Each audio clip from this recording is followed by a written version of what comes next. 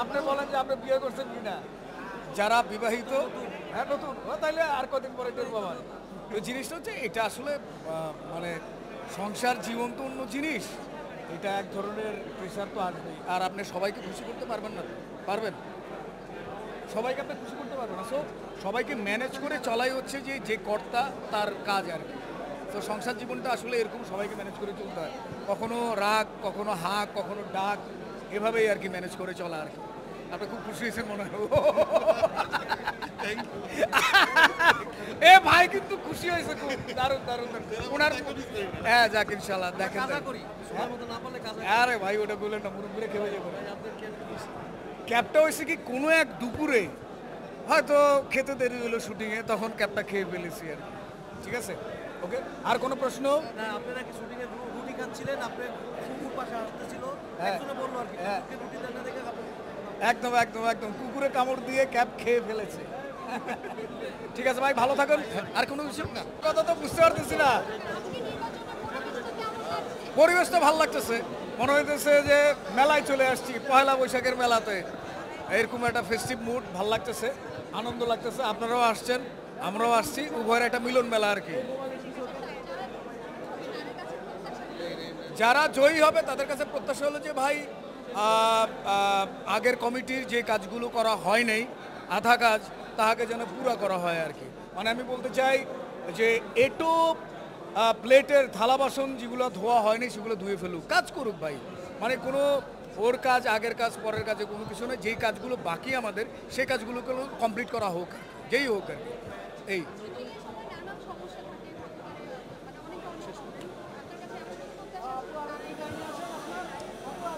আমার কাছে মনে হয় যে আস্তে আস্তে হচ্ছে, হবে, হোক আর কি।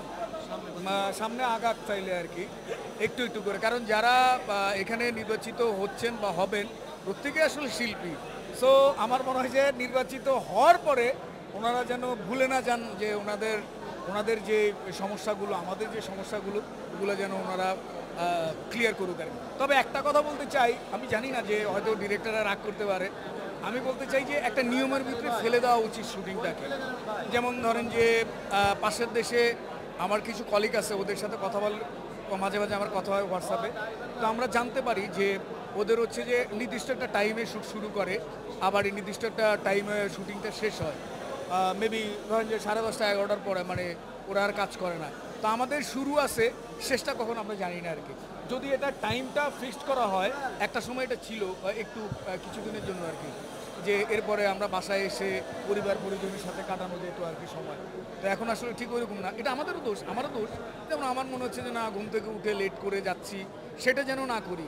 সো একটা টাইমে যখন আমাকে ফিক্সড করে দিবে যে ভাই আপনি 9টায় সেটে ঢুকবেন, ওকে ফাইন, আমি 9টায় সেটে ঢুকবো, বাট আমাকে কয়টায় ছাড়বেন ওইটা একটু কনফার্ম করা উচিত আর কি। তো এইভাবে যদি উভয় মিলে, যেমন অ্যাক্টর সিকিউরিটি বললে হবে না, ওটা ডিরেক্টরস গিল্ডেরও বলতে হবে। তারপর সেটার আবার দেখা যাচ্ছে যে প্রডিউসার অ্যাসোসিয়েশনেও বলতে হবে।